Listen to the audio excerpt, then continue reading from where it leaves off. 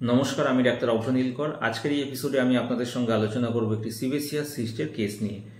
যেরকমটা আপনারা স্ক্রিনের উপর দেখতে পাচ্ছেন, একজন 40 বছর বয়সী মেল পেশেন্ট আমার কাছে এসেছিলেন। তার এই সিবেসিয়াস সিস্টের সমস্যা নিয়ে তিনি আমাকে বলেন যে জায়গাটায় প্রচণ্ড ব্যথা করছে। তো আমি যখন তার কেস চেকিং করি, তিনি আমাকে বলেন যে তিনি শীত সহ্য করতে পারেন না, এরই সঙ্গে মিষ্টি জাতীয় খাবার পছন্দ করেন, নোনতা খাবার পছন্দ করেন, এবং আরও প্রশ্ন করলে জানতে পারি যে তিনি চা খেতে খুব ভালোবাসেন। দিনে 7 থেকে 8 কাপ চা খান।